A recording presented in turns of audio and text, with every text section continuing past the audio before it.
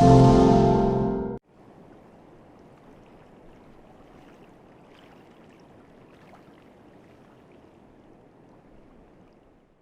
you given thought to what it is that the U.S. government's response to your conduct is in terms of what they might say about you, how they might try to depict you?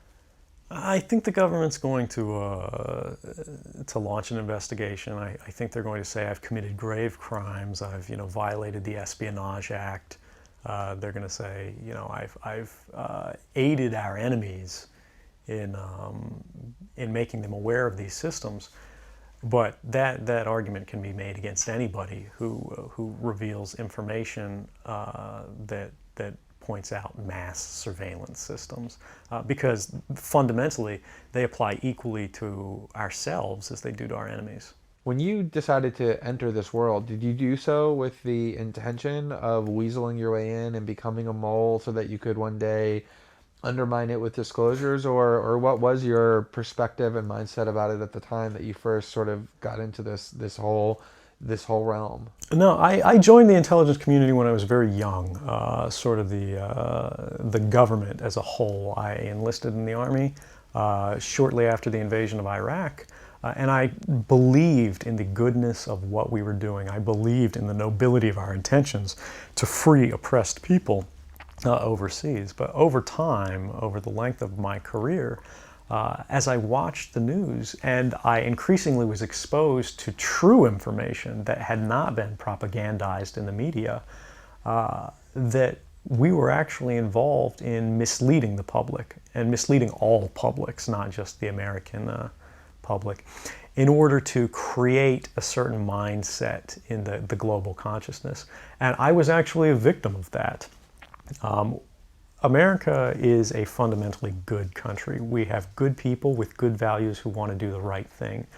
But the structures of power that exist are working to their own ends to extend their capability at the expense of the freedom of all publics.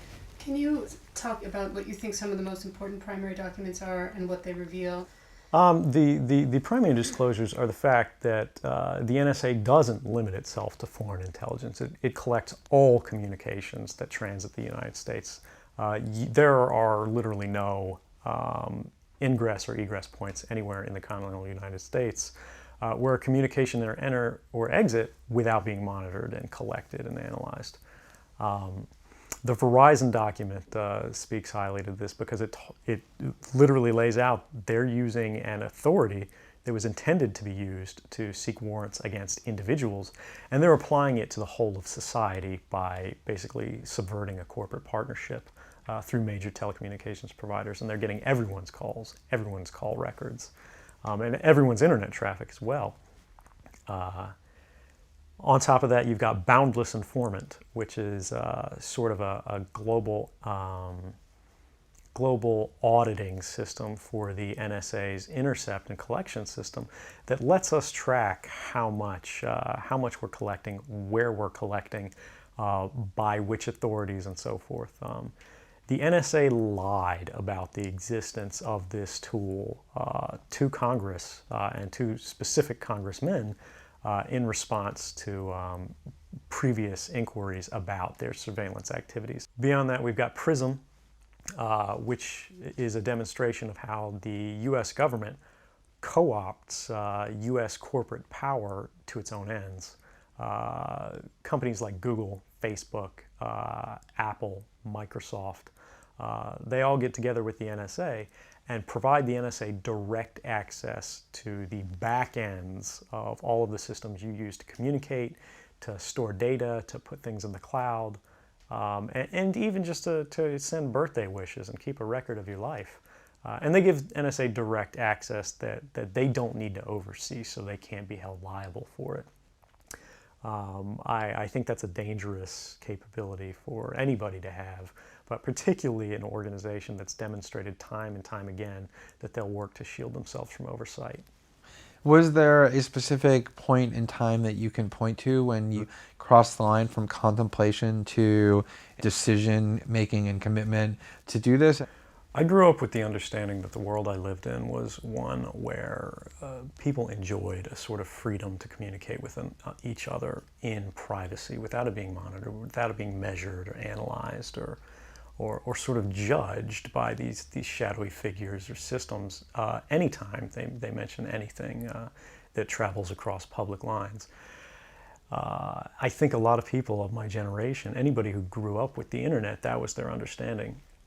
As we've seen the internet and government's relation to the internet evolve over time, we've seen that sort of open debate, that free market of ideas, sort of lose its domain and be shrunk. But what is it about that set of developments that makes them sufficiently menacing or threatening to you that you are willing to risk what you've risked in order to fight them?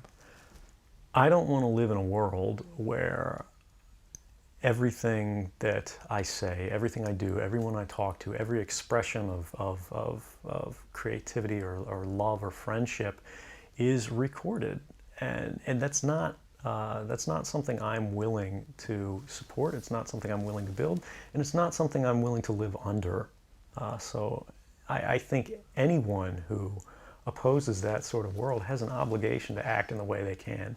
Now, I've watched and waited and tried to do my job in the most policy-driven way I could, which is to wait and allow other people, wait and allow our leadership, our figures to sort of correct the excesses of government when we go too far. But as I've watched, I've seen that it's not occurring. And in fact, we're compounding the excesses of prior governments and making it worse and more invasive. And no one is really standing to stop it.